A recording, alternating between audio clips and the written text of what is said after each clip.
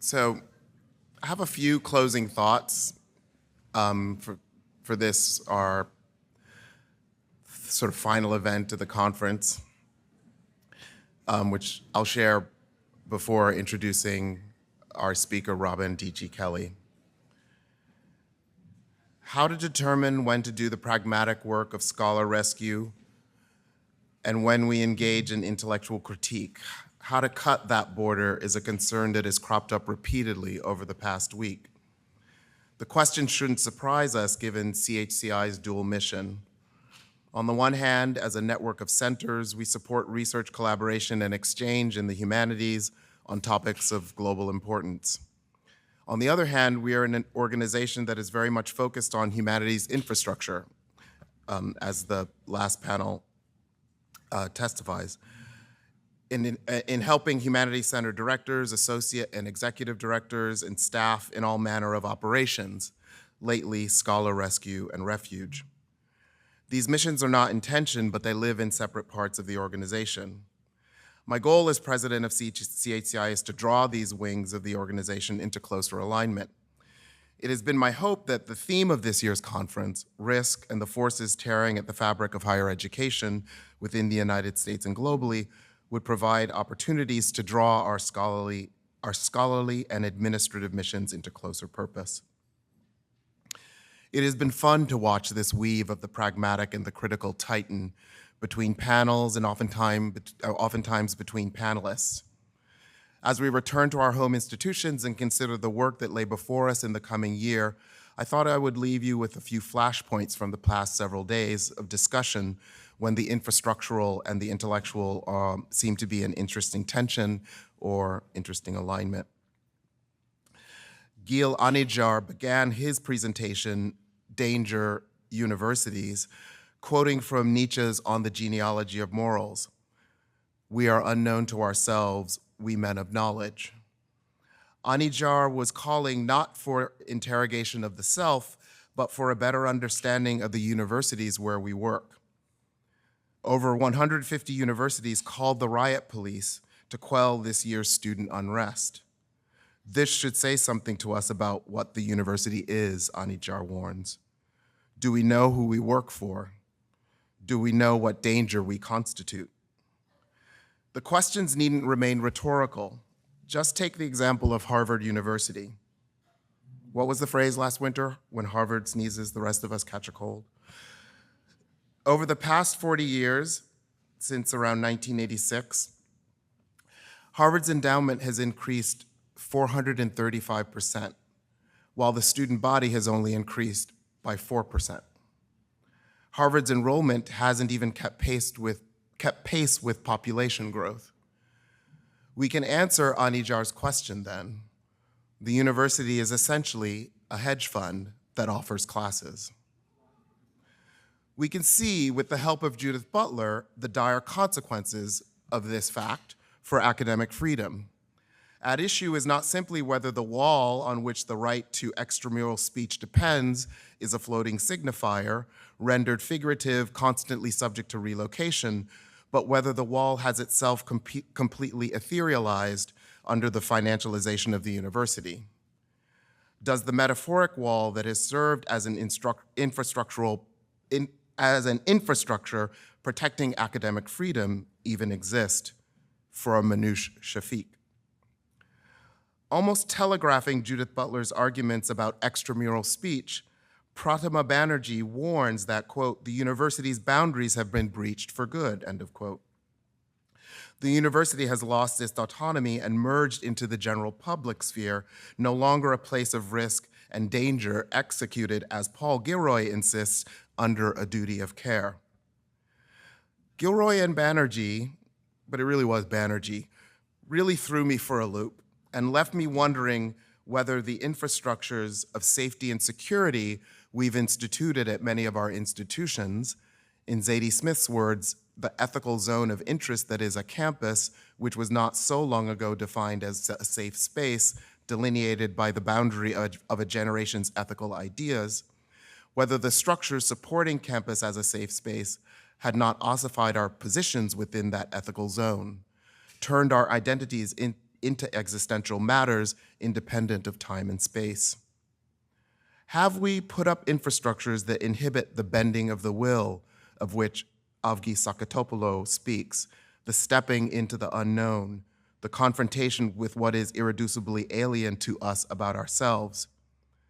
Are we protecting our students from having that encounter with the self that Judith Butler had, or rather, that encounter with the self that Judith Butler has been grappling with ever since she was 19, when her friend drew an analogy between Israel and South Africa as apartheid states? I had to listen against myself, Butler said last night. Finally, acknowledging the difference between the at-risk scholars from abroad who seek sanctuary in the US and American professors and teachers who struggle to work and teach in increasingly hostile environments, the mobile and the settled, Jay Newman said that American scholars should or could learn a great deal from mobile scholars about resilience.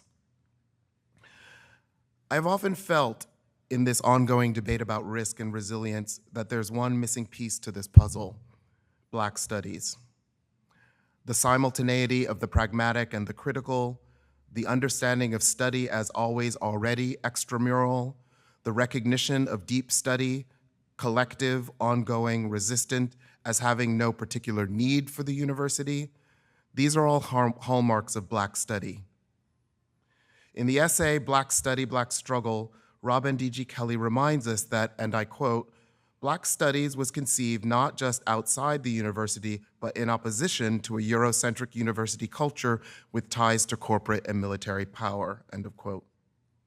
Black study represents the ongoing practice of Black communities to remake and re-envision the world through, in his words, study in action, the work of what Stefano Harney and Fred Moten would call the undercommons.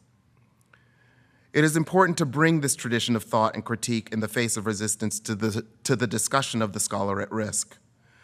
Black study is a model not only for how to describe what is happening at present, but how to do something about it. Robin D.G. Kelley is Distinguished Professor and Gary B. Nash Endowed Chair in U.S. History at UCLA. Member of the American Academy of Arts and Sciences, he is the recipient of many awards and fellowships, including a Guggenheim Fellowship and a Freedom Scholar Award.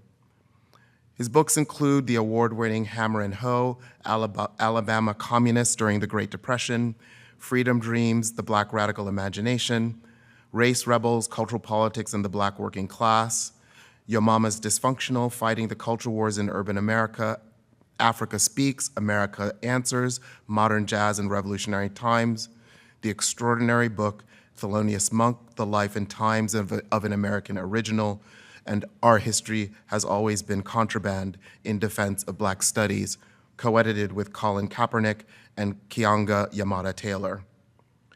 Kelley is currently completing 2 books, Making a Killing, Cops, Capitalism, and the War on Black Life, and The Education of Miss Grace Halsell, An Intimate History of the American Century. His essays have appeared in dozens of publications, including The Nation, New York Times, New Yorker, Village Voice, Dissent, American Quarterly, and the Boston Review, for which he also serves as contributing editor. In Kelley's response to the recent legislative assault on Black studies in Texas, Florida, and other states, he cautions that we err when we describe these attacks as part of a culture war. This is, he underscores, a political battle.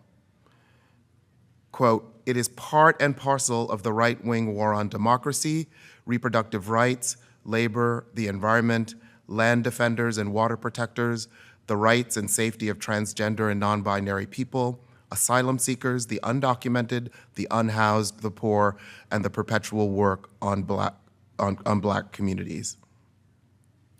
There was no one I wanted more to engage on these questions than Robin D.G. Kelley. His address tonight is entitled Black Studies versus Fascism, the Longue Durée. Please join me in giving a warm welcome to Robin D.G. Kelley.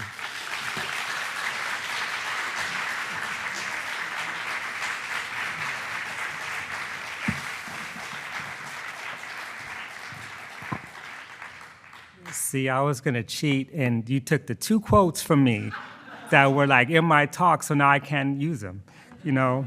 Anyway, it's a pleasure, always a pleasure to be with the great Stephen Best. I couldn't think of a better person to run all these institutes in humanities and stuff. I didn't know such a thing existed. And now I know, and it's such an amazing cooperative project. And I want to thank all the participants in this conference, all the people who organized this very important gathering. And I wish I could have joined you for the duration of the conference, but I'm actually at two conferences at once. I'm in Santa Barbara and I'm here. And so I was in Santa Barbara last night giving a keynote, then I go back tonight to finish the conference on Cedric Robinson. In any case, it's ironic that I was just here on April 19th, thanks to African American Studies, Michael Cohen, others, Barbara Monsanto. I was just here on April 19th in conversation with the brilliant Alicia Gaines, who's professor of English and African American Studies at Florida State University, and she was the first resident of the Band Scholars Project launched by the Department of African American Studies. And the project, if you probably know about it, but just to inform you, it was inspired by Florida Governor Ron DeSantis, who actually said in one of his lame speeches promising to ban ethnic studies and DEI, that students interested in critical race theory or gender studies should go, and I quote, go to Berkeley. And so the department's like, okay, come to Berkeley. And they read it as both an invitation, but also a threat to Black studies and to public higher education in general. And they got a grant from the Mellon Foundation, which of course is backed by Soros, you know that. I couldn't help myself. Mellon has way more money than Soros anyway. I'm just letting you know. In any case, you know, they got money from the Mellon Foundation to support these particular scholars at risk. And Professor Gaines in Florida, where it's illegal to teach much of what she teaches, was one of those scholars. And so for me, that is a brilliant example of Black studies against fascism. And by the way, let me tell you something about the pictures you see above you. On the upper left-hand side is Tulsa, Oklahoma in 1921, after the Tulsa massacre, race massacre. Below that is the Nakba in 1948, where militias dispossessed nearly 900,000 Palestinians of their land and property, turning 80% of the population into refugees to create the State of Israel. The upper right is Philadelphia in 1985, after the MOVE bombing. And the lower right, of course, you recognize as Gaza today. And for me, this is what, that scene in the lower right of Gaza is what every university in Gaza looks like right now. They're mostly flat, though. Okay, so I want to open up with the words of a great friend and colleague, Tiffany Willoughby Hurd. She's professor of global studies at UC Irvine. Let's see, I could do that. And you know, you might have seen this clip of her, this is just a couple weeks ago, of her, and I didn't want to play it for various reasons. It could be triggering for some people, but just a couple weeks ago, she was with her students at their encampment at University of California, Irvine, when Chancellor Howard Gilman decided to send in riot police to clear it out. So this clip, and you can go online and see it, here she is zip-tied and dragged out by police while being interviewed by the media, and if you can call it that, where she gives a 1-minute masterclass on the complicity of the university with imperial violence at home and abroad, the immiseration and precarity created by gendered racial capitalism, and the university as a site of struggle. And she says, we cannot have a genocidal foreign policy in a democracy. And by the way, she's saying all this as she's being handcuffed and dragged out. These young people are going to be the ones that have to pay the price for these horrible decisions. These police officers out here today, that's thousands of student scholarships, thousands of students that could have been able to go to school and have books and have housing, but instead, our chancellor, who's a very cruel man, decided to send thousands of dollars worth of state funding paid for by the taxpayers into the trash.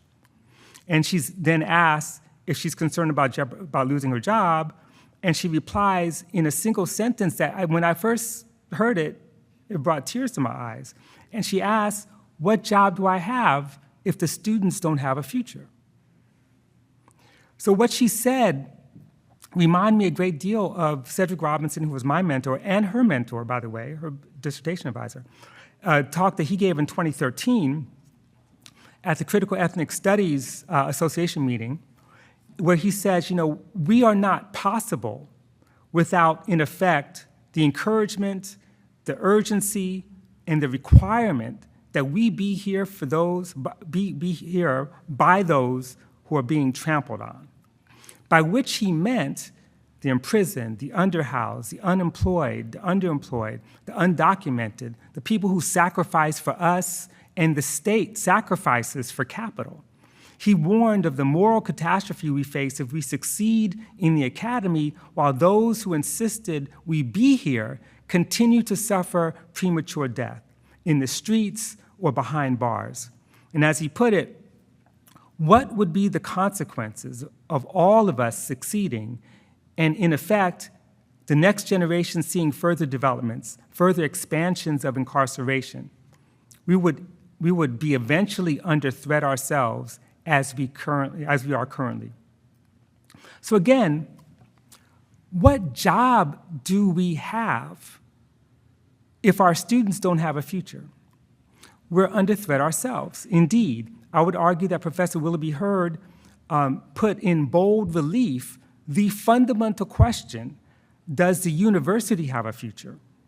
We've all been watching higher education succumb to neoliberal logics, mirroring the very capitalist model that is the antithesis of a sustainable future.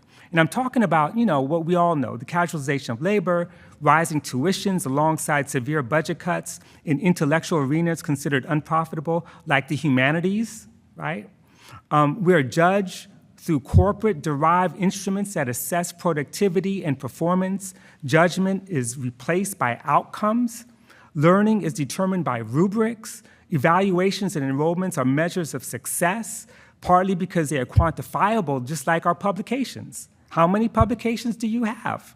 How much research dollars do you bring in? What's the extent of social impact? The financialization of higher education, as Stephen actually pointed out with the Harvard example, has generated unprecedented student debt, corporate profit, and reduced state responsibility. And now, faculty and administrators are accountable to who? To the ones who run the trust fund, the trustees, donors, and they're not accountable to the pursuit of knowledge, no matter what form it takes. They're not accountable to social change. They're not even accountable to our students or their safety. And this last point is crucial because it explains why our universities are turning into police states, where our students, and I'm talking about my students at UCLA, my students, a lot of those students that got whipped were in my class, right? They have organized nonviolent occupations on their campuses to protest US support for genocide in Gaza and to demand that their institutions divest from companies that fuel Israel's war and occupation, exercises financial transparency, and simply acknowledge the loss of Palestinian life. In response, at my institution, and elsewhere across the country, but I know my institution very well, they are charged with trespassing on the very campuses to which they pay a princely sum for access. They're charged with conspiracy to commit burglary for trying to occupy a building to draw attention to the university's complicity in the genocide. Or the university just allows fascist and Zionist mobs onto campus to attack our students with weapons under police protection. That is to say, the police protected those who were committing the violence and let them go. And when these fail, the chancellor and the executive vice chancellor and all of them just send in the riot police, California Highway Patrol, with their so-called less than lethal rubber bullets and flashbang grenades. Now, what these encampments and this genocidal war has done is create a crisis for the university. They have weaponized anti-Semitism in order to support a US foreign policy that, as Tiffany says, promotes genocide. They have targeted and punished students for practicing the same critical principles that they learn in your class and in my class in the real world, to try to apply them to the real world, and all the while maintaining the chimera of the university as objective arbiter and campus peacemaker, while cloaking both its role in legitimizing US foreign policy and occupation, and the growing role of corporate financial interests in dictating university policy. So they have fundamentally suspended, and in some instances criminalized, critical thought, the university's very raison d'etre. It is important to name this because it is too easy to blame the extreme right for the attack on critical thought. Now, I know I'm here to talk about Black studies, and I will. And this is Black studies, because my definition of Black studies comes from my mentor, Cedric Robinson, who called it a critique of Western civilization. But if we're going to have a serious discussion of scholars at risk, we have to call out the Palestine exception. Hold on. So, for example, as I speak to you today, San Jose professor Sang-Hee Kim was just suspended on questionable grounds, but mainly because she's faculty advisor for SJP. Of course, Professor Willoughby Hurd is banned from her campus as a result of her arrest. Jody Dean was suspended over some things that she said about Palestine. And of course, this is not new. I mean, I'm older than most of you. I know it doesn't look that way, but trust me, I've been around for a very long time. And I remember, we all remember Stephen Salaita. Remember the lawsuit against the American Studies Association and those individual scholars who were named for supporting BDS. There's the ongoing case of Rabab Abdulhadi at San Francisco State University, not far from here. 4 years ago, the University of Toronto rescinded a job offer to law professor Valentina Azarova for her work on Palestine. And I know a lot of these cases intimately because I'm also on the board for Palestine Legal and have been on the board for 10 years. University of Toronto right now, the faculty are facing suspension and outright dismissal, including tenured faculty, for joining their students in trying to stop a genocide and to maintain the encampment. Now, certainly for Palestinian scholars in Palestine, it is far worse. They are being killed, they're being maimed, incapacitated. Every college and university in Gaza, as I mentioned, has been destroyed, along with the vast majority of schools, libraries, archives, bookstores, and the like. This is, of course, what we call scholasticide.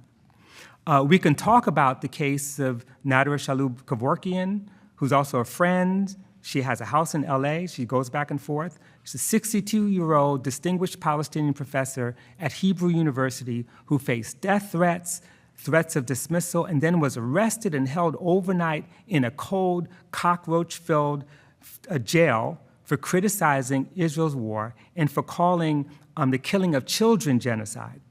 In short, these are our colleagues, right? These are all our colleagues.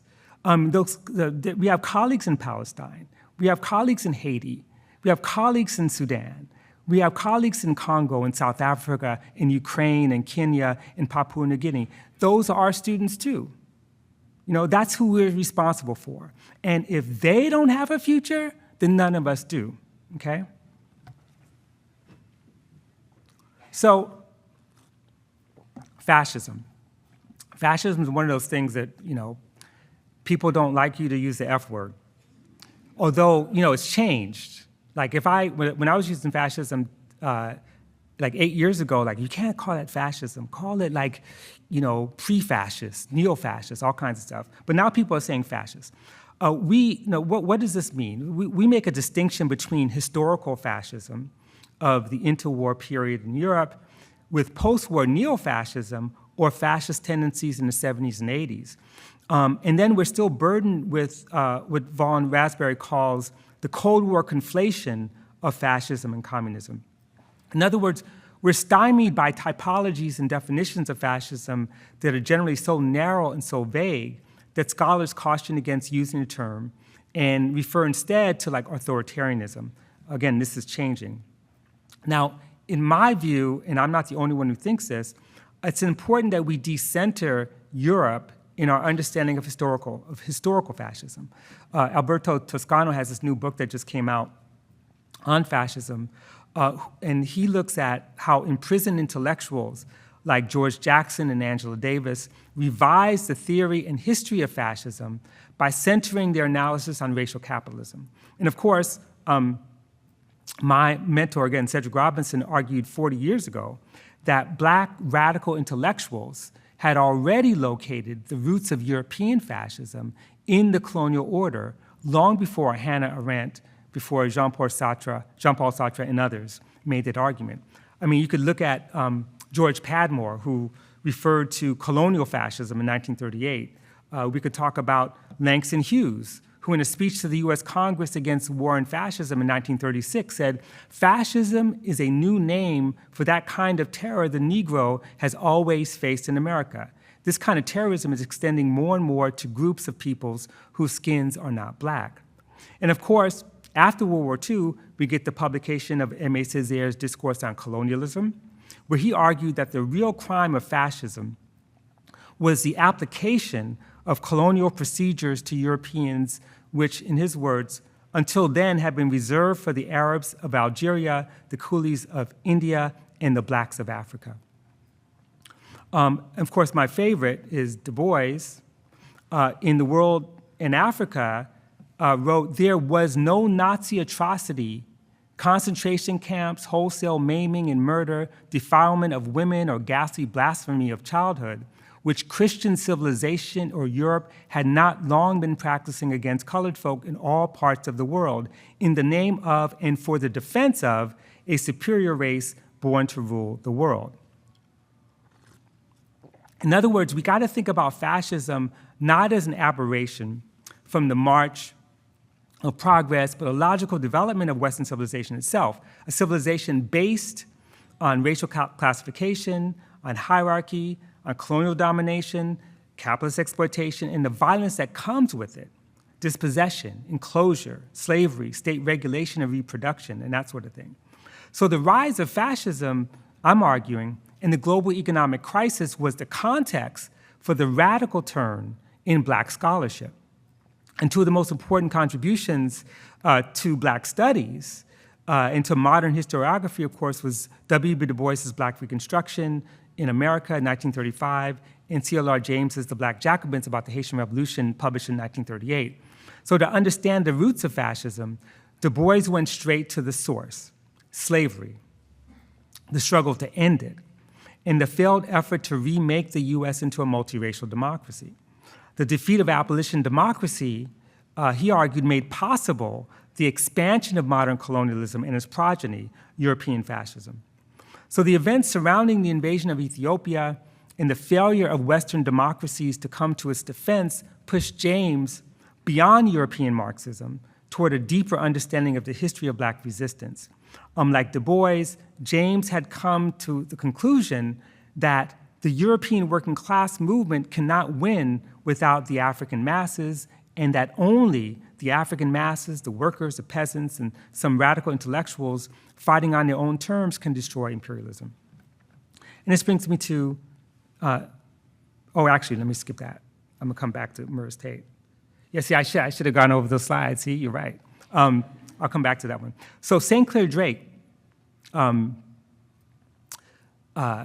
was part of a generation of Black radicals. You know what, I think, it's right here. So she was part of a generation of Black radicals who really were shaped by the opposition to fascism and colonialism. Again, like the figures I just mentioned, recognizing their common origins. We know his father's Caribbean roots. He actually worked with the Quakers. He was committed to pacifism. He was part of the Garvey movement at one point, and he went on to go to Dillard University in New Orleans in 1935 to work as a research assistant with Allison Davis and W. Lloyd Warner. And while he was doing that, he immersed himself, this is like 1935, in all this anti-fascist and pacifist politics. He worked with the NAACP. He also was involved with the Quakers. And he published frequently in The Crisis, which was the publication for the NAACP, articles about lynching, but mostly promoting pacifism and the anti-war movement. Then in May 1936, he and two other Dillard faculty members, Lawrence Reddick and Byron Augustine, plus the local NAACP secretary, James Forche, disrupted a massive pro-fascist parade in New Orleans. This is the kind of stuff that if you do this at UCLA, you will be expelled. You will lose your job. But you got to imagine what this is like. There was like something like between 7,000 and 10,000 people marching in this parade, all supporting Italy, supporting fascism. And they drove a car in the middle of the parade to disrupt it. I mean, don't complain about people blocking the traffic. That's like, and these are four black people in a car in 1936 in New Orleans drove and disrupted the parade, and they barely got out of there alive. And they were almost arrested. The cops surrounded the car and allowed the fascist marchers to converge and basically destroyed the sign. In 1937, he goes to Chicago for graduate school, surrounded by left and anti-fascist politics. And this is where he begins his work with Horace Cayton on the book called Black Metropolis. And by the way, he does return to Dillard in 1941, and last year he ends up being fired by the president after supporting student protests over segregated buses. And again, just think about that for a second. You know, this is one of the great sociologists, anthropologists. He does both, trained in anthropology. But really, you know, he gets fired from his job at a black university, a black school, for supporting student protests over segregated buses. And by the way, in those days, black colleges didn't have black presidents. The only exception was Howard. So just so you know, it wasn't like, you know, one of the typical venal renegade Negroes running the institution. This was, you know, who ran the institution. In any case, anti-fascism is a very important theme in the book Black Metropolis, which is 2 volumes, by the way, in its discussion of politics and black thought. They argued that black Chicago was much more attuned to the rise of fascism and its implications, especially with Italy's invasion of Ethiopia. By war's end, they also concluded that, quote, the Negro became more international-minded than the rest of the population, and they had begun to think less as a racial minority suffering under Jim Crow. But what's most important is that, you know, he's arguing that it didn't have to be this way. In other words, they envisioned that black people could possibly become what he calls the whipping boy of an emerging American fascism. But it didn't have to be this way if the US achieved, in their argument, full employment, and the entire world would embrace, in their worlds, a program for emancipating the common man. And so this quote from the book, they write, the problems that arise on Bronzeville, this is west side of Chicago. Bronzeville's 47th Street encircle the globe. The people of Black Metropolis and of Midwest Metropolis and of all their counterparts are intertwined and interdependent. What happens to one affects all. A blow struck for freedom in Bronzeville finds its echoes in Chongqing and in Moscow, in Paris and Senegal. A victory for fascism in the Midwest Metropolis will sound the knell of doom for the common man everywhere. And this is significant. Most people don't even read Black Metropolis. People walk around with this, kind of like volume 1 of Marx, Capital, or the Bible for that matter. They won't actually read it. But when you read it, it's like an anti-fascist track. You know, and again, this is one of the foundational texts for Black studies, Black Metropolis. So a program for the common people is exactly what W.E.B. Du Bois was after when he had insisted at the very birth of the United Nations during talks at Dumbarton Oaks in 1944 that colonialism ought to be declared a crime against humanity. And he argued that the UN's mandate must include decolonization protecting human rights, ensuring the principles of the Atlantic Charter, that this be applied to all people. And of course, this didn't happen. And here, I want to go back to another image, Mers Tate. So Mers Tate is professor of history. I want to mention her in the context of this argument that Du Bois is making. She taught at Howard University for many years. Many people haven't heard of her. She was initially a reluctant pioneer in Black studies because her work focused on international relations, Europe, and especially the Pacific, and ultimately on Africa.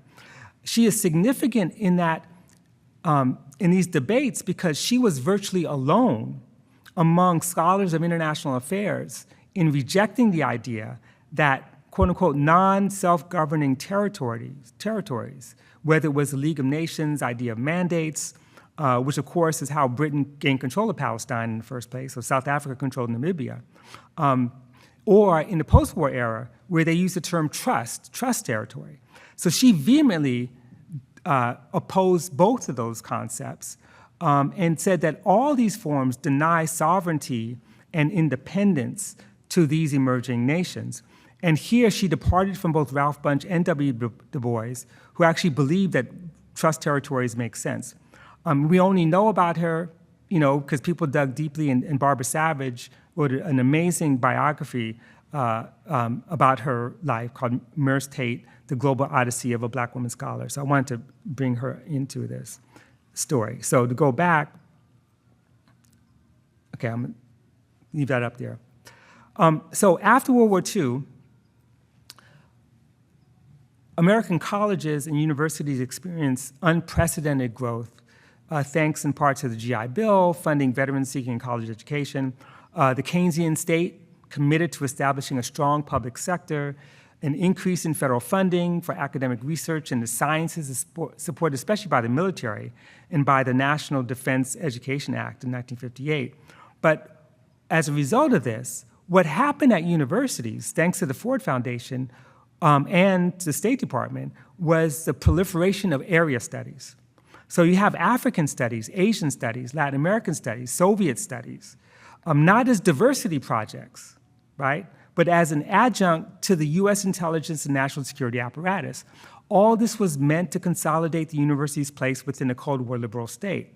And I really want to emphasize this because when we talk about the origins of Black studies, I'm making three interventions. One is that Black studies begins when Black people start to write stuff and talk stuff, and that stuff circulates. In other words, you can go back to David Walker's appeal in 1829, and you can see Black studies emerging.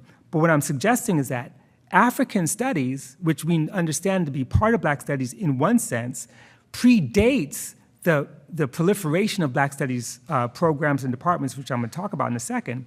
So African studies begins as an area studies project, as a Cold War project, and not necessarily Black study in the sense of the politics. And yet there are exceptions. And one of those exceptions turns out to be St. Clair Drake himself. He joined the faculty at Roosevelt University in Chicago. If you know about Roosevelt University, it is historically a place with a working class. It's like Chicago City College, right? Really amazing institution. He taught there for many years. He applied for the Ford Foundation to get some of that area studies money. He applied to Carnegie and didn't get anything, not at first. And he proposed creating an African studies program. He was turned down. Why? Because they said he supported African independence. You can't be African studies and support African independence. Ford Foundation, I could give you a dime for that. Of course it changes over time, but it changes because people are in the streets and because African nations actually fight and do get nominal independence. But just to be clear, Drake did not wait on Ford. He had been creating and expanding the field of Black studies throughout his career at Roosevelt and before. But Drake was, of course, radical in the threats of the US Cold War project and to neocolonialism, and this is how he thought of Black studies. He thought of Black studies, like virtually everyone of his generation who shared his politics, as anti-colonial, anti-fascist, pro-liberation, and certainly not limited to the university. So of course, once we look outside the US and Europe, we can actually find African studies programs that embrace a global Black studies framework. And I don't have time to talk about it today, but we see this. If you go think about the US University of Dar es Salaam in the 1960s and 70s, it was a radical center of African studies that brought together figures from around the world and also within Tanzania, A.M. Babu, Issa Shivji, expatriates like Walter Rodney, or if you look at the University of West Indies, Mona campus in Jamaica in the 60s, there was emerging Black studies. Walter Rodney was giving speeches on Black power at the University Student Union. Of course, he got pushed out the country for that. That's another story. But it's relevant. He inspired a militant movement connecting the university to the streets. And these movements were also perceived by various state rulers as threats to power and were surveilled and contained. So back in the US, however, the state did not anticipate the kind of mass resistance that came as a rejection to the Cold War project. And as students began to reject close ties between an emerging national security state and the university. So keep in mind that the most radical multiracial movements to democratize America actually began on college campuses by exposing the university's liberal conceits and its complicity in supporting US imperialism. So when the movement for Black studies at the university began half a century ago, it occurred during an era of social upheaval, urban rebellions, anti-war and feminist movements, third world nationalism, and militant opposition specifically to policing. And so I think I have a slide here. Yes.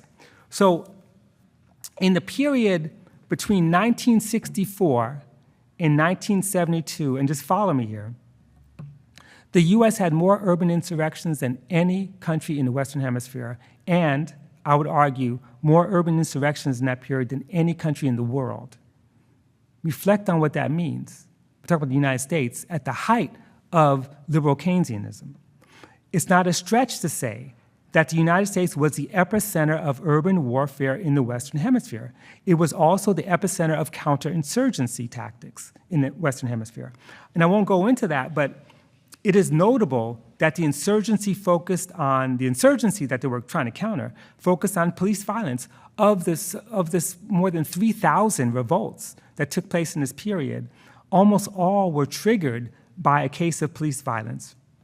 And this is what organizations like the Revolutionary Action Movement, the Black Panther Party for Self-Defense, the Community Alert Patrol, the Black Liberation Army, the Brown Berets, they called it fascism. Fascism was the word they used.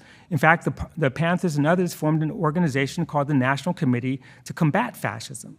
And the Black Liberation Front, Third World Women's Alliance, that was a common term. So the demand for Black studies came largely from students who came out of these democratic and mass movements, both in the streets and within the university, fighting the war, but also, in their view, fighting fascism. And of course, they were opposed to, again, the Eurocentric universities, epistemologies.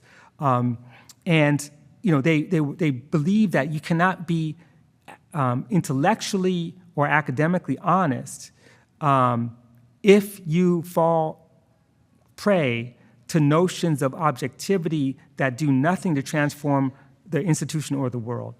So on this campus at Berkeley, for example, a coalition called the Third World Liberation Front led the battle for Black studies and insisted from the beginning that it become a department and not a center or a program.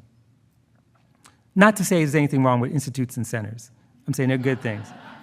I'm just saying that you can't give tenure and stuff like that. I'm in the wrong place for that line, right? So the movement also envisioned institutional models independent or semi-independent of the academy. So you have like the Institute for the Black World. I think I have a slide for that. I do.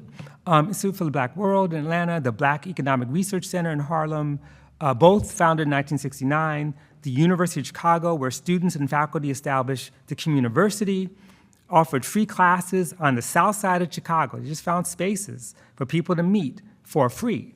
And where residents took classes on topics ranging from African history to Marxist political economy. So again, you have to use our imagination for all you young people to think about what it means in 1969 and 1970 for a group of students and faculty to open up a shop, basically, find a space in the south side of Chicago and let anyone from the community come in and read a Marxist political economy, right? And to learn African history for nothing. Right? What do you think that meant in terms of people's participation in politics, people's participation in some of these rebellions? Like, in other words, they were informed. None of these things were like just spontaneous people being mad at the police. People were learning, and that's where education was spilling because Black studies was always meant to be beyond the walls. And I know that Judith Butler used the concept of walls. And, part of what I'm suggesting is that the anti-fascism of Black studies, just like the anti-fascism of ethnic studies and other forms of studies, were always meant to be beyond the walls because that's where the world was, It was both inside and outside. Now, as I argue in another essay, there was a resurgence of struggles to reestablish Black studies and ethnic studies in the US during the 80s and 90s, not as a product of political correctness or misguided identity politics, but it's a direct manifestation of resistance to neoliberal economic policies and heightened racial violence, the anti-apartheid movement, the anti-imperialist opposition. You got Central America, Southern Africa, the invasion of Grenada. I mean, a lot of things are emerging at that moment, which again are about Black studies and ethnic studies extending beyond the wall and beyond the United States itself. But because time's short and I want to come to a close so we have lots of time for conversation, I want to talk about now. So part of what I'm arguing is that we cannot separate this war on Black studies, on ethnic studies, on gender studies, on so-called critical race theory. I say so-called because their definition is not necessarily consistent with the actual definition. But it's also war on education and any sort of critical knowledge. We can't separate that from the fascist insurrection of January 6th, which is the US Kristallnacht. But to be clear, the attack on anything that disrupts the kind of patriarchal myths that had been escalating for some time, is in many ways a threat. Black Spring 2020 was the biggest disruption of that. And the problem we're facing extends beyond, Florida, beyond Texas. From the start of 2021, I think I might have a slide. Yeah, I meant to put that slide up there. Although you've seen that already, so what? Who cares? You've seen that too, but I want you to think about this. From the start of 2021 to the end of 2022, at least 563 anti-critical race theory measures were introduced at the local, state, and federal levels, more than half of which have been enacted or adopted. Most of these bills share identical language because they derive from model legislation drafted by right-wing think tanks, which lifted much of the text from the section of Trump's Executive Order 13950, which prohibited the teaching of divisive concepts, okay? And by the way, I'm sure when Trump's elected, he's gonna reinstate that, but it's gonna be much harsher. So what are these concepts? They include the idea that the US is fundamentally racist and sexist. Of course, that's banned. That a person by virtue of his or her race or sex is inherently racist or sexist or oppressive. That an individual by virtue of his or her race or sex bears responsibility for actions committed in the past by other members of the same race or sex. That meritocracy or traits such as hard work, like a work ethic, are racist or sexist or were created by a particular race to oppress another race. Now, of course, you're all laughing inside. You just don't want to laugh outside because you don't want to embarrass me. But who teaches that? Who teaches any of that? I've never heard of that before. Teaches that hard work ethic. You're trying to get your students to turn in a paper. You say hard work ethic is racist. In other words, the logic is if they don't turn in their paper, they're being non-racist. I don't know. But see, my point is that, No one teaches it, but the underlying assumption here is that they are protecting white students, since confronting the history of American racism and sexism would provoke feelings of guilt and shame. And again, not I'm not going to use that metaphor, but not to prolong this, but when you think about it, you all teach in the humanities. I'm sure in your teaching at some point, how often do you actually get a white student who's like, I'm really uncomfortable about you talking about slavery, I just, I feel ashamed. No one does that. I can't even get black students to do that. One, because they want to get a grade. Two, because it's actually pretty interesting. Three, because we always begin our courses by reminding our students that no one in this class has special knowledge of this material besides me, But no one has, so in other words, your race has nothing to do with your special knowledge. We're beginning at the beginning.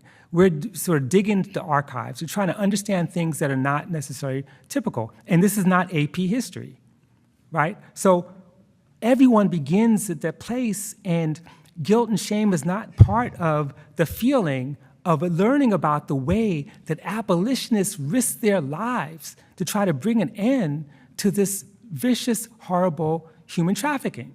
Right? That's what happened. And that's something to be proud of. And I got all these white students in my class. They're like, poor Professor Kelley, I want to be like John Brown. And I'm like, I do too. So all this stuff is made up. It's all made up stuff. But nevertheless, it has consequences. And we see it play it out in Florida with the remaking of New College. DeSantis, Trump, Greg Abbott, Kim Reynolds, the 1776 Commission, the Center for American Freedom, the American Enterprise Institute, the Ethics and Public Policy Center, and their copious allies all claim that their war on critical race and gender studies aims to present U.S. history in a positive light. But of course, if this were true, why don't they focus on the history of movements that make sure that every person enjoyed freedom and safety? Movements that want to end slavery, movements that want to end Jim Crow, patriarchy, sex discrimination. If patriotic history embraces the principles of freedom and democracy, then who would they study? They'd study Ella Baker. They'd study Fannie Lou Hamer. They'd study Claudia Jones, Johnny Tillman, all these people, and others who risked their lives to ensure freedom, democracy, and economic security for all. But in our current fascist universe, this is what woke looks like. And the right masks its distrust of multiracial democracy by calling it progressivism, and its opposition to anti-racism by labeling it identity politics. And so, and I've said this many times, but it bears repeating, no one that I know of in this ilk is calling for a ban on Thomas Jefferson's notes on the state of Virginia, which asserts frequently that black people are innately inferior to whites.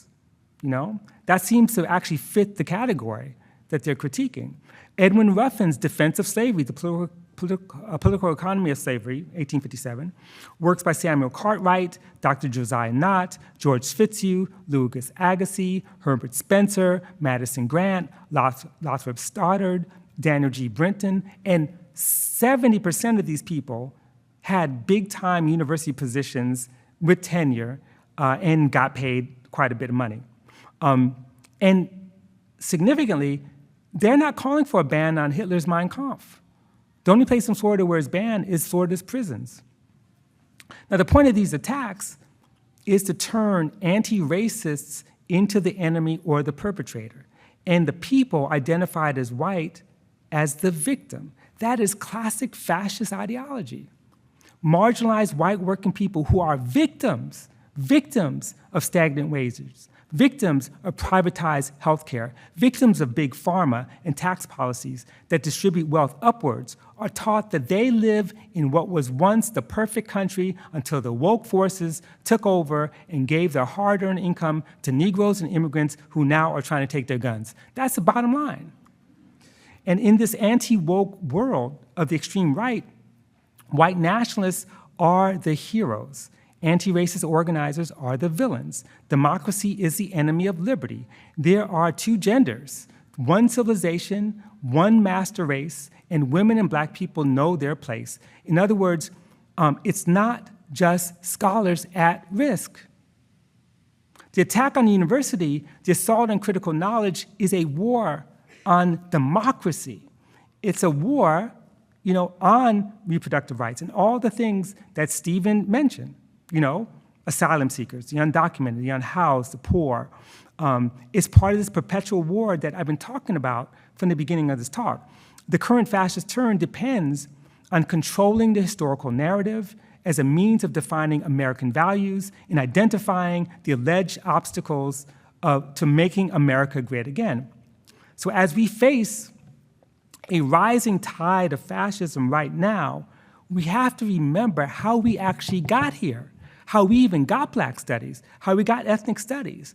It's through protest, through occupation, through rebellion, through deep study. In other words, what all these students have been doing in the Palestine solidarity camps. And I know, I visited camps all over the country. And they read, they have libraries. One of the worst things that happened when when the Highway Patrol and the cops rolled up on our students was they destroyed the books.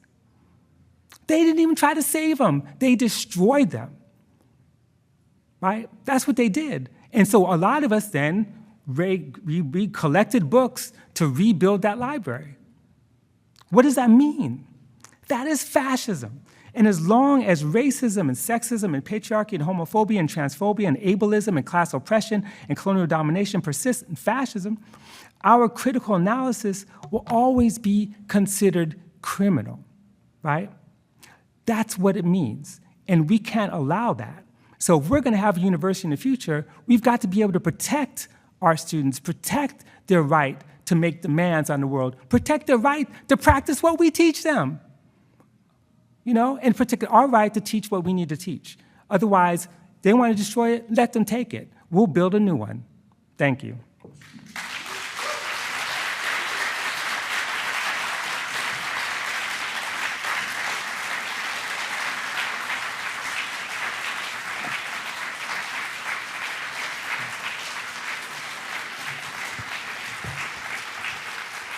Oh. Well, thank you.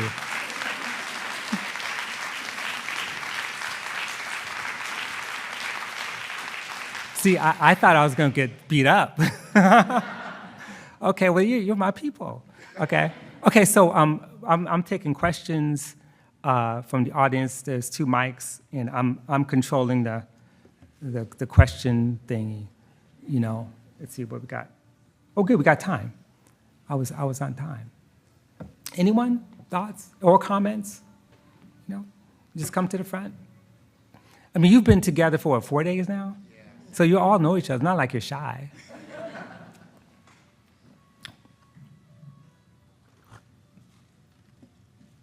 Oh, first, thank you. Hi, I'm Jennifer Ho. I'm at the University of Colorado Boulder, been a long admirer. Okay. And so you have a room full of us who direct centers, institutes. What should, in your opinion, we be doing to support our students, to support your message, which is, I think, Right. a lot, which is really our message, right? Right. It's about recognizing the risk and the vulnerability that are in our communities, even while, I recognize I'm at Boulder and there are certain things I can say. Right. And I have colleagues who are at places around this nation, like in Florida, where, they might not be able to say. So how, in our various ways, would it help? And I raised this on the first day. Would it help for those of us who can simply to say the word genocide? Because even just saying the word genocide is getting people fired. Right. Oh, yeah, no, definitely. In fact, even outside the academy, there's an amazing nurse who just got fired for giving a speech after she won a big award for care. And it's, well, 2 things. Just on the last point, I've marveled over how things shifted from October until now. So before South Africa brought the case before the IJ, International Court of Justice, no one was saying genocide. And in fact, I remember saying it, and colleagues on my floor who somehow they could hear through the walls of my office. They like come to my office, knock on the door, like, you really can't say that. It's not really genocide. They're polite about it. So the fact that it's said more and more often suggests the beginning of a change. And the fact that people are being punished more intensely is also a sign of the beginning of a change. Because the idea is that if you really don't care, you're not going to be punished for it. So it really does matter.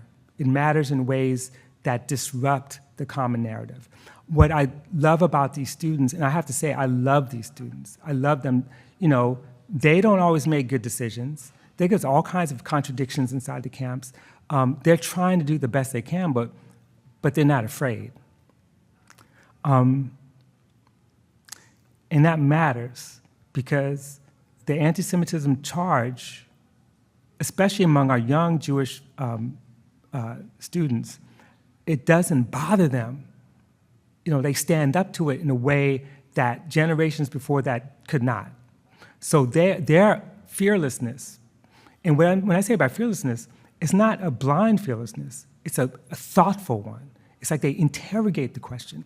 And by the way, just so you know, the students that are in the encampment are really concerned about anti-Semitism. I mean, some of them actually got into the camp precisely for that reason. And what they saw was the way in which anti-Semitism was being weaponized by Congress, against them. So to go back to the big question, it's hard to answer because I don't know what you're doing, but I do know that if it's like my institution, centers and institutes for the humanities are under immense fire. Like the fact that you're surviving is amazing, but you're under fire before October 7th. All over a kind of budgetary imperative to get rid of excess. And I don't know how many more stupid articles about like, can people in humanities get a job stuff, and whenever people come to me with that question, students come all the time, I say, my salary is public, look it up. And they're like, damn, you make a lot of money. I said, I'm in the humanities, that's why. What do you think? So, the idea that you can't get, all this stuff is just part of a war. There's been a war against the humanities. And the thing about being a center or an institute, it means that it's concentrated. You have a kind of group of faculty who support the work, and you do projects and you bring people. So if there's something to be done, I think to use this consortium to support each other is the most important thing. That it's an uneven world. For some places, there are really well-funded, well-endowed, well-supported centers. Others are struggling. And how do you make sure that those are struggling are held up? How do you protect them? How do you protect them, in terms of even giving them a certain kind of publicity, certain kind of profile to let the world know their value? And how do you make a case for value that's not based on the same lame utilitarian principle of homo economicus? Like, I don't even like saying that you'll make a lot of money. I just say that as a joke, and then we get into the real thing, which is, why shouldn't every single person on the planet be a humanist? Wouldn't that be a cool thing? That doesn't mean that you can't, build things that will save the environment, or it doesn't mean you can't be a doctor. Everyone's a humanist, and that way you think of our project as not making majors, but making society. That's what we do, and we have to basically, I don't want to say sell, but we have to basically remind people that humanities is not the edge of campus. It is the heart of campus. It is the thing that everyone passes through, because that's how we reproduce ourselves as a society. Being a society is way more important than having things, right? Because what good are things? When you have things like an atomic bomb and no sense of what the humanities is about, no matter how much Oppenheimer might have been quoting all this, Greek myth or whatever, he has to live with the fact that he and others made a decision that goes totally against some aspects of humanities. And he had to live with that. So imagine what it means to really understand our role, right, as to make society, and to make society safe and beautiful and allow us to have different ways of seeing things and what impact that would have. That's our task. And so we have to help each other do that. And it also means, in some ways, making standing up to power. The best place to have these debates about the war in Gaza, the war in the Congo, the war in Sudan, the war in Haiti. I mean, the best place to have these is in humanities centers. Who's going to have them in a military science center, right? That's a terrible place. They should eliminate them. Humanities centers should be organizing to destroy all military centers, right?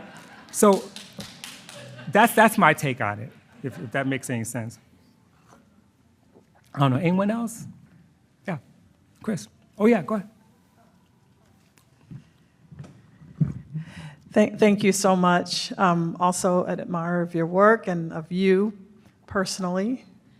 Me? And thank you for quoting my friend Tiffany. I just texted her to say, Robin Kelley is quoting you, sister. I know, I was but quoting her anyway, last night. so I'm Pat Parker. I'm at the University of North Carolina at Chapel Hill. You know very well. Yes, of course. Yes. And I'm director of the Institute for the Arts and Humanities. And I also write about and try to put into praxis Ella Baker's praxis. Right. And you've mentioned Ella Baker a couple of times, and you quoted her. You didn't. Well, you said something that she said before, that young people are fearless. They have, exactly. They're not afraid where we might be. And I'm remembering that in that wonderful time when she recognized that young people were at the front lines of the movement, she called for a conference.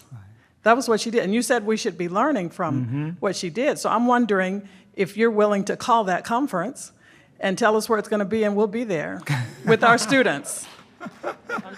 Yeah, no, that would. I'm happy to call a conference. We'd have to figure out the best place. I mean, the beauty of Ella Baker, so many things about her. And one is that she really did have her pulse on everything. And she had such a she's such an amazing intellectual, widely read. People don't even know. Of course, they know this because of Barbara Ransby's amazing book. And, oh, yes, your book, exactly. Which Barbara, so I was inspired, of course, by Ella Baker. So I tried to put into practice Barbara's last chapter about yes. her being an organic intellectual. Exactly. University of California Press, by the way. So you can Oh, I'm gonna get it right now, but not through Amazon. I go through UC Press directly. That's amazing. Well, I'm embarrassed I hadn't read it, but I will. I'm gonna read it before next week, and I'll write you. And I have a close relation with Barbara because I was on her dissertation committee. People don't know that. That's how old I am. But Ella Baker had such a pulse on what was going on, and then she also knew when to not talk. So whatever kind of conference that people come together, even if any of us call it, it's like they would take the space, they would make the decision, they would lead. And that's a hard thing to do nowadays. I mean, we've had a lot of opportunities like that since in my lifetime. And I'll give you a couple of examples. And Barbara was actually involved in a lot of them. We're comrades. But the Black Radical Congress in 1998 was a time when all these young people showed up. It was like 2,000 people there in Chicago. And for some reason, the leadership had decided, the sort of 60-something leadership, which wasn't me then because it was 1998, was like, this is our day, this is our time. And all these young people were kind of pushed into like a youth caucus. Now, when you have a youth caucus with people who are 30, that's not a youth caucus. So what happened was it was like a missed opportunity when what they could have done is said, you know what, this is not our time. all these young people, you all should run this, you should do this. And they could have. And the other opportunity was during the period of like the heightened labor movement in the 1990s I was involved in, where the AFL-CIO had new leadership, John Sweeney, all these like labor historians and stuff started organizing to support the new AFL-CIO. They asked me to join because I was the one black person on the Rolodex besides, besides Bill. And then I remember giving a talk at one of their big meetings, and I'm like, why are all these 50, 60-year-old people running this joint? And I said, and I actually said to the audience, I said, young people who are organizing, who are doing this work in the labor movement should take over. The group was called Sausage, which is terrible. It's like scholars, artists, and writers for social justice. And so it comes out to, I'm not making it up, like look it up. And I remember I gave this talk and I'm like, all the young people should take it over. And this is all documented. And this one writer for The Nation, I won't mention him, liberal, attacked me and someone else and attacked me for saying young people should take over the organization. Like, what a terrible idea. And when I'm talking about, when I say young, see, what Ella Baker was dealing with was like teenagers, like 18, 19, 20, 21. We're talking about people who just graduated from college, who are now 22, 23, 24. Those are the young people doing work in the labor movement. And when I made the call that they should be running this, it didn't happen. What's different about now than then is that these young people are not waiting. They're not out there begging for people. They're not out there trying to get, we faculty give support because we're trying to get them out of jail, and we spend a lot of time doing that. But they are moving forward in ways where they're making tens and thousands of mistakes, but they're the best mistakes. They're mistakes where they're learning and figuring out and getting confident. And so I think that's different. So what I would love to see is have them call the conference. Have young people call and figure out where they can do it and then move forward from there. Because I think something different is going to happen. And in the short run is that if we are going to save the university, it's going to be these young students. One of the great things about your work is bringing movements and insurgencies and uprisings that seem to have lost into the center of history on the grounds that they actually do have a lasting effect and continue to inspire people. And I really agree with you that I think these encampments are going to turn out to be exactly those kinds of things. So thank you for focusing on, especially at the end, on them. But I have a question about the faculty. So there's our relation to students, and then we also have our colleagues. And the UCLA case is a kind of an interesting one. I'm not sure how many people in the room have read your really harrowing Boston Review piece about this, because the pretty clear implication is that the UCLA administration was using these, the anti-encampment folks from off campus as a kind of a deniable paramilitary force to soften them up for later police action. And that really does seem to be something that needs to be investigated. That is exactly right. Yeah. That's exactly right. Yeah, so then what comes after that is the failure of the no confidence vote and the failure of the censure vote. And so I guess my question is whether you have thoughts about sort of mutual education between and among faculty members that might actually reduce the chance of an outcome like that. In other words, bringing more of our own colleagues on board as part of this educational process you were describing in the encampments. That's a great question coming from the person who knows more about universities than I think anyone else on the planet. So let me explain. UCLA is unique in two ways. It's unique in terms of the level of organizing against any. I don't use pro-Palestine because I think it makes it seem like a soccer game. I say anti-war. But the fact that they were able to mobilize so many people, and by the way, in the midst of the people, we had Proud Boys and open Zionists and people who identified themselves as white supremacists. And so imagine what it felt like, and this is just a side note before I answer the question, and these students told me this. I mean, they're doing their own kind of oral histories. You got someone beating you saying, you're calling you a Nazi, because you're saying you want a ceasefire. And then someone else beating you saying that we're going to finish the job that Hitler started. In the same night, at the same time, shoulder to shoulder. And that was a disconnect for them.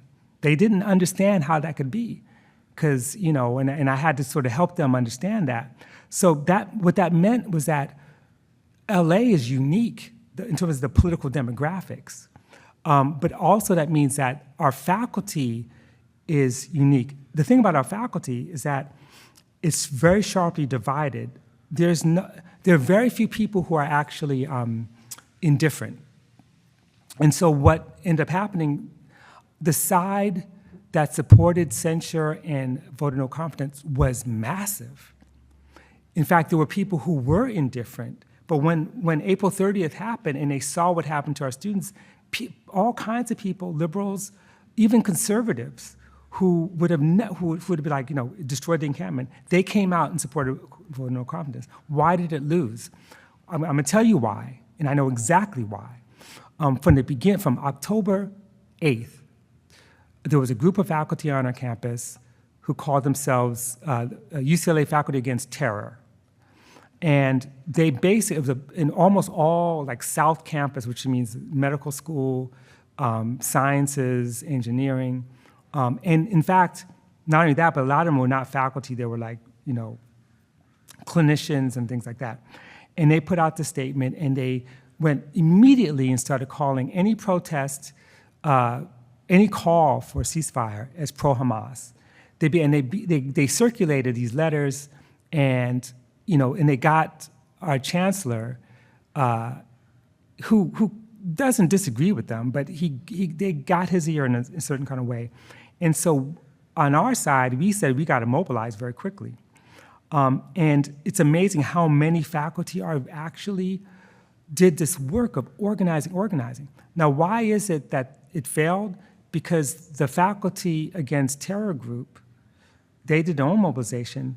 They also hate Gene Block. They also want him to resign. But they calculated that if he resigns or if he gets a vote of no censure, it's a win for Palestine. That's their calculation. And they don't want that to be the case. They don't want anyone in the encampment to seem like somehow they're doing something good. And if you know the story, and I would suggest, there's lots of writing on it now, but this piece in Boston Review, the administration did all these things that really were very illegal, allowing an outside group to bring a huge jumbotron to basically project all these triggering images of October 7th, of playing torture music and things like that, right at the edge of the encampment. And so typically when you have counter-protesters, there's a rule about distance. They broke that rule. They had their own private security to protect the jumbotron, and they never had a permit for it. And they kept it there the whole time. So so exactly what you said, it was like, a kind of, calculated or not, they did the work. They were like the Trojan horse of trying to destroy the encampment, but they failed. And partly they failed because a lot of those same faculty who organized, they showed up the night of May 1st. There were faculty I know, because we went to the jail, and faculty got shot in the face with rubber bullets, protecting their students. People have seen Annalise Orlick, who's a very good friend, get thrown down in Dartmouth. Imagine, you've got 30 faculty who are being beaten or pulled down or shot or arrested, protecting their students. So it's like a huge C versus a huge C. It's like not much in between. And that's the problem. I will never get a vote of no confidence. And of course, he's retiring at the end of July. But we will never get one precisely because it can't be seen as a win for Palestine, you know. But the campus is changing, though. It's changing. Let's see. Okay, I got time. Anyone else? Yes.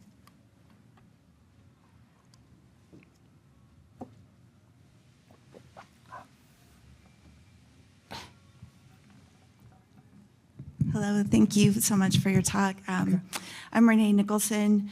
Today is my last day as a faculty member and director of West Virginia University's Humanities Center. Wow.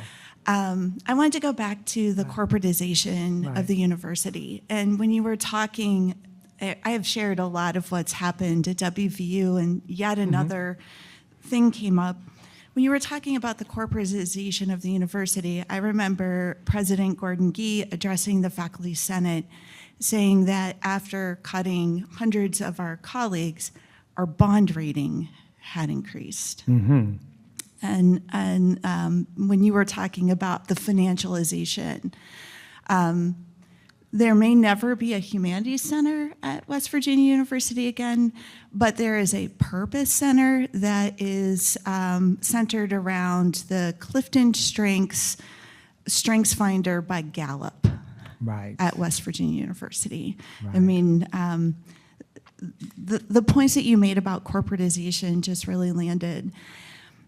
And then when you were talking about the student protests, and we've heard a lot of really just compelling, often difficult stories about students, I was reminded about our students early in the fall semester attending the Board of Governors meeting, being so loud that they couldn't conduct their business, and they went into closed door session after that so the students could no longer be there to protest.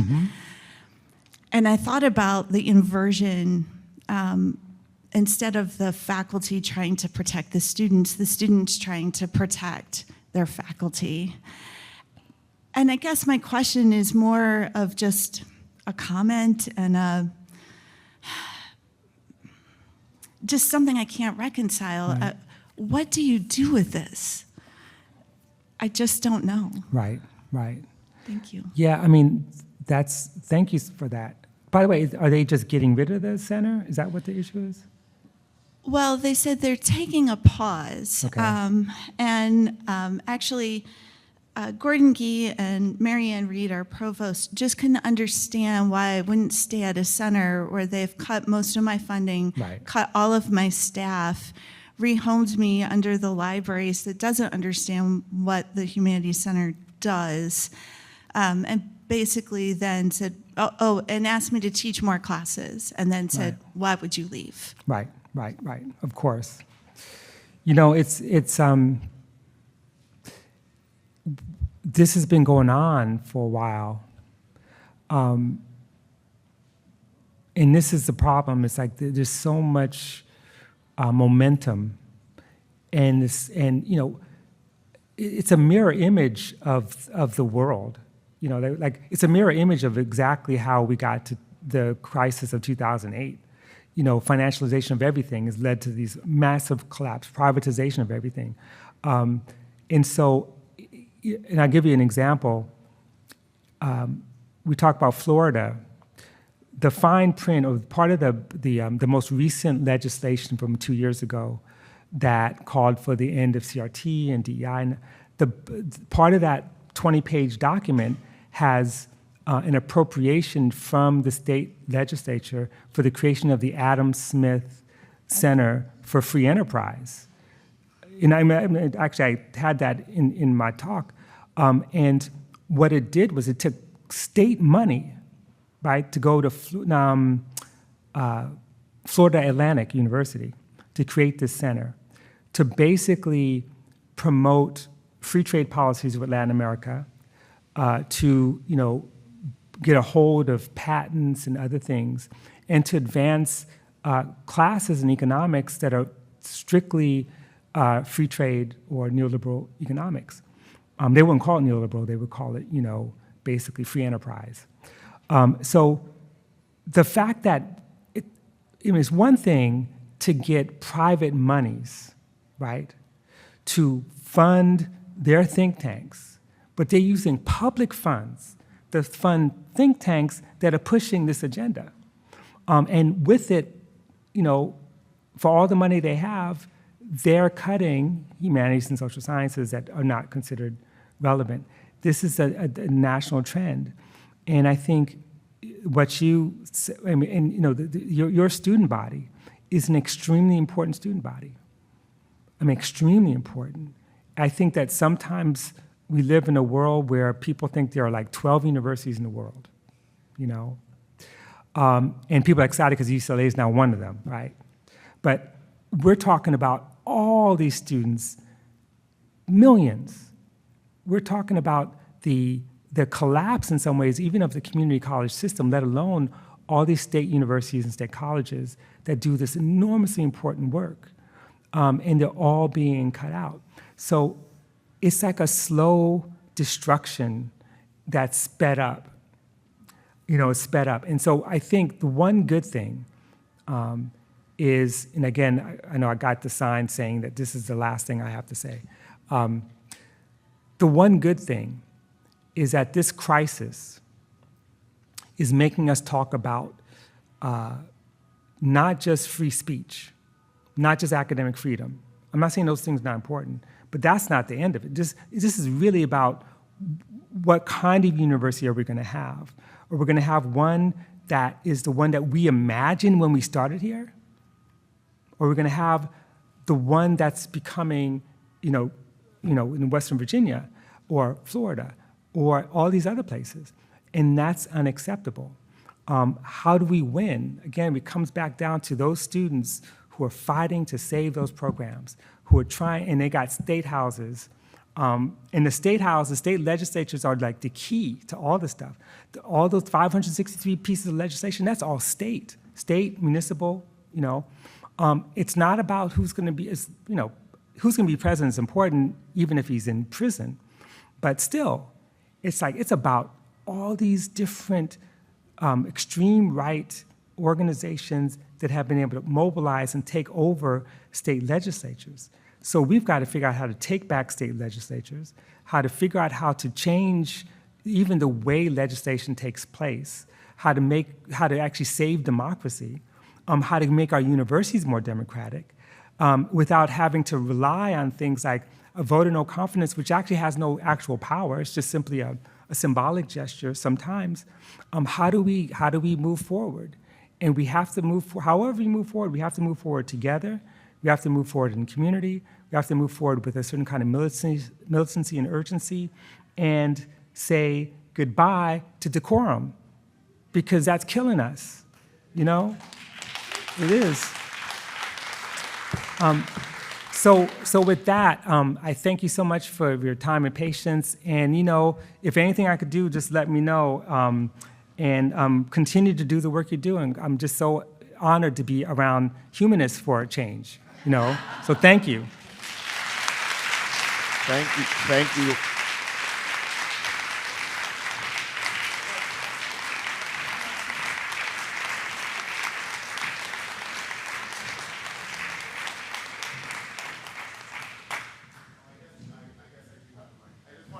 Thank everyone for coming.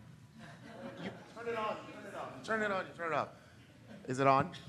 Okay, I just wanted to thank everyone for coming to Berkeley. I had such a great time. It always seems like on the Monday when we arrive, like, oh my God, it's a whole week. And then on the Friday, it's like, oh my God, it was too short. So I look forward to seeing you all again soon. It was really lovely hosting you at Berkeley. I had a great time.